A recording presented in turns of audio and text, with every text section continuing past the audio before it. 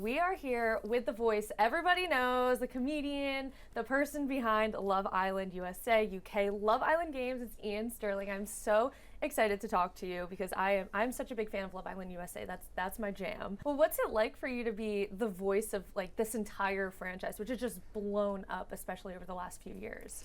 Yeah, it's been sort of crazy, and I filmed it back in the UK, like in my house. So I'm sort of in this like box on my own, and I finish at like 3 o'clock in the morning, and then like I've just watched an episode. I'm like, oh, who do I talk to? And I was like, I'll just go to bed. So I've sort of been cut off from it. So it's been really wild coming over to the US, and like I'll order a coffee, and like someone will hear me talking and be like, "Are you the Love Island guy?" And I'm like, "Yeah," trying to get free stuff. I've not had anything yet. But Dunkin' Donuts, if you're watching, I go in there every morning. People are so used to hearing you. What's something they usually say when they actually do meet you face to face? Now, normally I'm very delighted with being recognised, especially in the US where it still feels so novel and amazing. But my one gripe is people always say I've got a text to me, which is the one thing I don't say. That's what the Islanders say. I've never received a text from Love Island other than like you're late for work or whatever.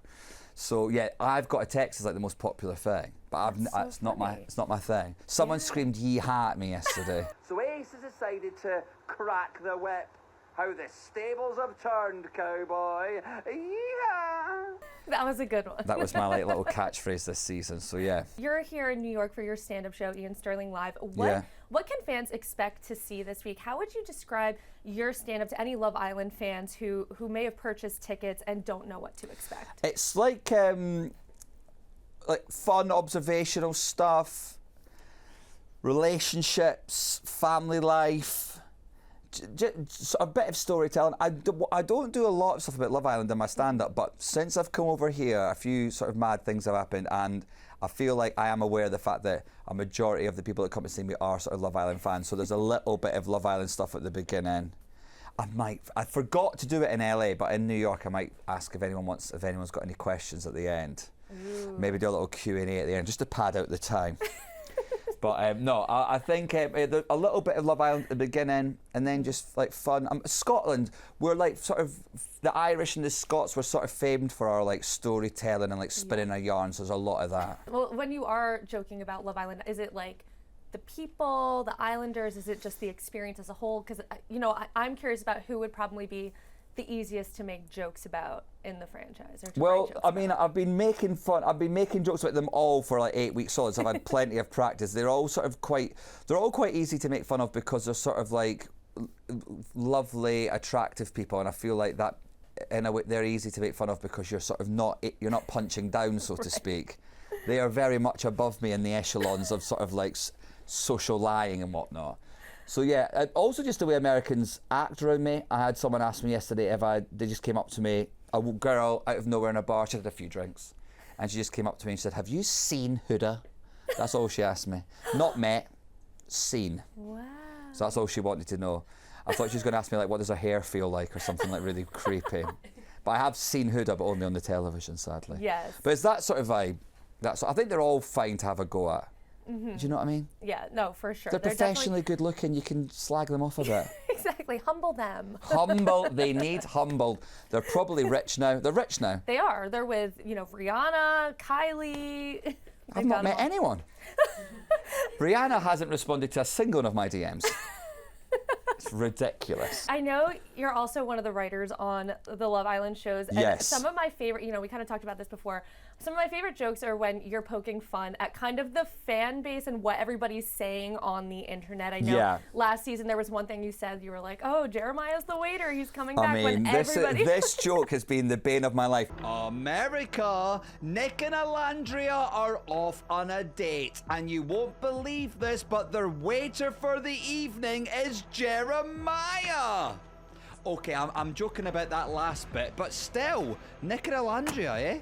The one thing I will say, I am in the UK and I am working like 12 hours a day, and I am literally in a room by myself, so I am sort of cut off from, and I try not to go online too much because you don't want to do that thing. If you see someone's posted something funny, you copy the joke and the joke's been done. Right. So I didn't get the mood of America. When I thought it would be a little bit of fun to say, "Oh, Jeremiah's a waiter." I thought it was a throwaway thing. people showed me clips after the show of like people were losing their minds. They were so excited that Jeremiah was back, and yeah, my DMs for a few days were wild. I really like things like that. I like jokes when we say like, I don't know where they've got their money from, but it's clearly from the costume budget. Right. Things like that. It's such an honour to be able to make fun of a TV programme, because to make fun of something, it's got to be good and well made. Because if you watch bad television and call it bad, that's not jokes, that's just facts. Do you know what I mean? So I think my job, if Love Island ever did get bad, then I couldn't do those jokes, because it would stop being jokes and just be a truth. So it's a real honour to work on a show that's so good that you can make fun of it, and the fact that the producers have allowed me to do that. You know, last season there were 2 people that did end up leaving, which we found out later on was because of offensive stuff. How did you work that into your script? Was it like they came to you and they were like, just kind of say this quick little line and hopefully people won't notice? I think basically, thankfully, I'm not involved in any of this sort of like editorial production level stuff, but I always know when it's something obviously that quite serious has happened, because they trust me, but they also know that I'm an idiot, so they wouldn't give me something important like that. So when it is something that is quite an important and delicate situation, they will say to me, say that and nothing else. In terms of me getting involved in that through comical voiceover, I think there's a time and a place. Yeah, and I am not either of those things. I am not the time nor the place. Well, is there anything else from this past season that surprised you? I know we still have some couples that are still together. We've got Nick and Landria, we've got Ace and Shelley, Taylor and Clark. I know Huda's also got this massive following. What surprised you the most that kind of stuck with the audience from last season? Well, not so much surprised me, but I am getting, because I've been doing this for a long time, I did remember when Huda was on the sort of the other side of popularity when she was first doing the show. I did say from the get-go, even at her lowest ebb, I was like, Huda's going to be an absolute superstar of this show, because she just goes on a journey. And I would say that in relationships, we've all done a Huda. Yes. We have all done a Huda. We have. Huda's done a Huda. We've all done a Huda. I watch Huda and I genuinely see myself, and I just, from the get-go, I was like, that girl is going to be an absolute superstar, and then look, she's just gone on to do like such amazing things. So yeah, that was my one little like, I gave myself a little pat on the back, like I knew. Yeah. Well, you know, I have to say, it's probably very interesting for you to go from, you're narrating this show, you have comedy shows, stand-up, and then you're hosting this true crime podcast with your wife. So very stark contrast. Yeah. Can you tell me a little bit about how that came to be? Yeah, so me and my wife, who's a presenter, she hosted the UK Love Island for a bit, as well as countless other things, Laura Whitmore. We basically, I don't know if you had, I'm sure you must have had, in the UK there was this like explosion of like couple podcasts. We like to try and keep work and private life sort of as separate as we can. It's obviously difficult in the social media age and all that sort of stuff. And the reason it was true crime initially was because it's sort of completely away from our private life. We don't have to discuss what we get up to. And like then, and we love true crime in the sense that when we sit down to watch something, it's basically a film with Dwayne "The Rock" Johnson, so that, or a true crime doc, one of those like reimagination, like drama series, whatever. That's what we watch. So we were like, oh, this is great. So we started doing it, and we just fell in love with it. And like we're both quite busy, so like it sort of became a one a week. The podcast works that we alternate each week reading a true crime case to the other person. So it became sort of like a date afternoon. Like we just have a day in our diary every week that we just talk about like a jewel heist or like a gunslinger from like Midwest America in the past. You have to clarify that nowadays. And we've just loved it, and we just carried on doing it, and the BBC got involved, who are obviously big deal in the UK, and they backed us, and we made these shows now, and we're like, yeah, we're loving doing it. Murder, They Wrote, it's called.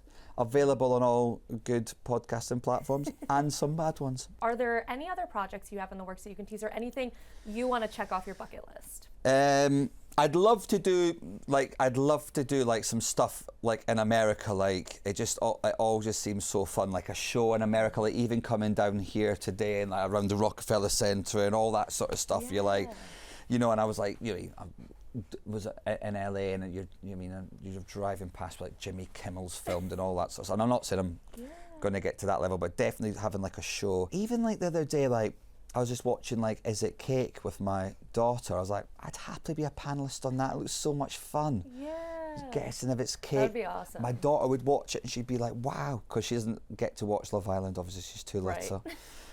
So yeah, a load more American projects. I'd love to do more gigs. At the minute, I just do LA and New York because that's just where the infrastructure is. I think we also need to get you, I mean, this isn't America, but on Traitors. I would freaking love that. That would be awesome. Do you know what? They just did a Traitors in the UK. And it was massive and it was brilliant. Wow. And then I've not got, because ironically, I can't get Peacock in the UK unless I use an illegal VPN, which I would never do. Certainly not to watch football at an affordable cost. I don't recommend doing that. Don't you dare do that. We call them dodgy boxes in the UK, I've been told.